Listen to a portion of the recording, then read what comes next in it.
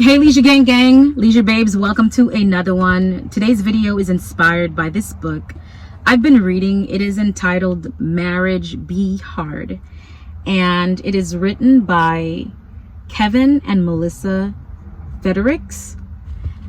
It's a great read. It's very lighthearted, and this couple, they're Christians. They also have a podcast where they talk about marriage and everyday lifestyle and being married. And they do have a podcast. On this podcast, they talk about just everyday life stuff that Christian couples or any couple face.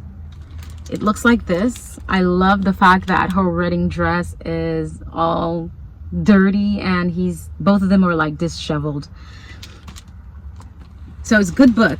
I would suggest you read it. Let me actually pull it up. Let me read a few pages. The title, the content looks like this. It has different chapters that ends with be hard. For example, expectations be hard, fidelity be hard, parenting be hard, communication be hard, marital roles be hard. Interesting book. Pick it up. As I was saying, I got inspired to create my own contract. I was thinking, why not? Right? It's about marriage. How can I have a marriage that is fulfilling and fun and just something I'm not going to regret? I am in my late 30s, guys. I have never been married. I'm thinking about marriage. I'm open to marriage and a little bit commitment phobe. I'm not gonna lie. I'm dealing with that in therapy. However, if I'm going to tie the knot, you're coming together in union with another person. You have to know what you're getting yourself into. I want to know what I'm getting myself into. I want to know what I'm signing myself up for. That is why I created my ideal contract, marriage contract. Now, listen, this might actually change. It might. I don't think I'll change it. However, at the moment, I've scaled it down to the top 5 things that I feel is necessary for me, that I will need in order to thrive in a marriage.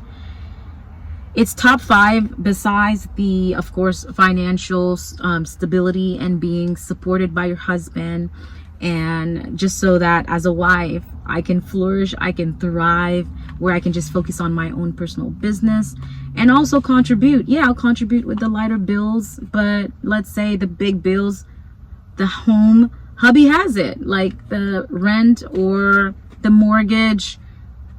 If there's a car note, there won't be a car note because I'm driving my own car. That's already paid for. So it's just gonna be just using our own second own vehicles. I have no problem with that. There's a saying, if it ain't broken, don't fix it. So the car runs smoothly, then that's fine. But at that, all right. But he gets the big bills and I get the small bills. Besides that, that's already gonna be something that should be discussed, and it's part of the package deal already. Besides that, I am talking about the other things, guys, that we sometimes don't think about when we go into marriage that are important. Let me get into my ideal marriage contract. I would vow and would want this other person to vow to grow. Personal development is key for me. I'm all about growing. I believe in growing, whether it's acquiring a new skill, whether it's reading something new where we share with one another, or traveling to different places, to just open our minds to different experiences. I love adventure. I can't imagine being with an individual who doesn't like adventure, who doesn't want to travel, who doesn't want to see the world, because that alone would be a deal breaker for me. I want to see the world. The world is so big. It's so beautiful. I want to be all over the place. I want to go to Europe. I want to go to visit the continents. I have a list of countries I am dying to see. And I am so excited and I can't wait. I don't know if you can tell, sense the excitement in my voice when I'm talking about traveling. Yeah, personal development is key. It's up there. We both have to grow. We have to evolve, or else if one is putting the time and effort to become their self, I feel like there's going to be resentment somewhere. Someone is going to feel left out. How can you not feel left out if your spouse is growing and is evolving into this beautiful, sexy being, and you're right there, you're comfortable with the mediocre, you're comfortable with just the basics of life? You're going to feel some type of way. And we don't want that heat. No, we don't, baby. We just want a happy, thriving, healthy marriage, right? Number 2, I desire to have my own chambers. Guys, maybe the fact that I'm at this age right now, I want to have my own space. I want my own bedroom and my own closet and possibly my own bathroom and sink. I want those things, guys. Okay, perhaps we can share the his and her sink. That is fine. That's where we're going to connect and spend some time in the morning, depending on our schedule. But the sleeping part, guys, the sleeping part is key, especially if you're with a significant other who snores. My sister was telling me about a friend of hers who she was at their place and they were sharing a bed, and this friend was like, she snores loud to the point where she was like, oh my god, she was like sleep deprived, and you know, she was just having dark thoughts. I'm just gonna leave it at that, okay? Because this person was snoring so loud. Imagine your spouse is snoring and you can't sleep, especially if you're a light sleeper. Y'all, I'm a light sleeper. God forbid.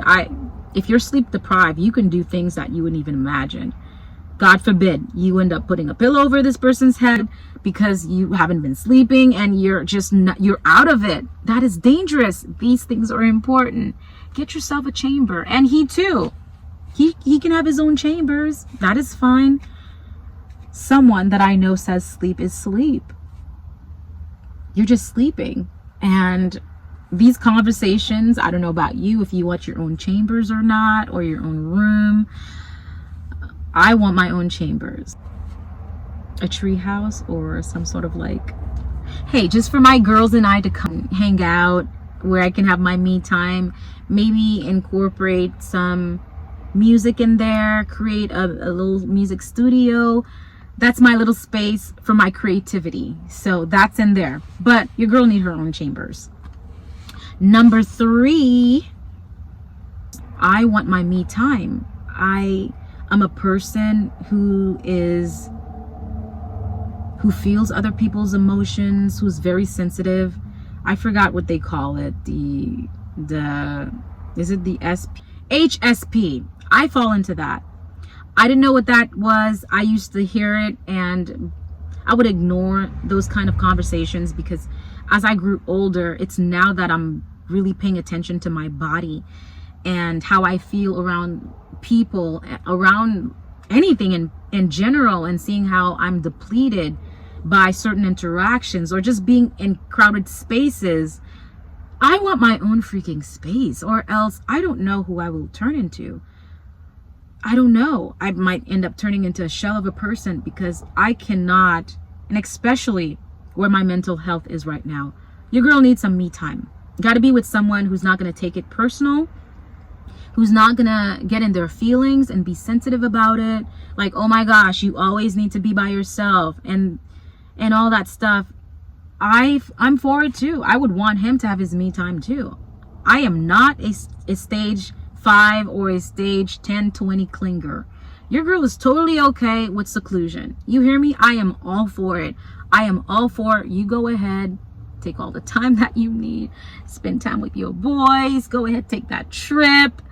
But not every man is okay with that, and that's going to be problematic for some man. Like, for some men, they would want to know, like, what's up with that, depending on their personality and how they grew up. But That is important for me. I have to be with a partner who would respect that, and who would actually occasionally find himself suggesting that I take time to myself. I would love that. Oh my gosh, that is so hot.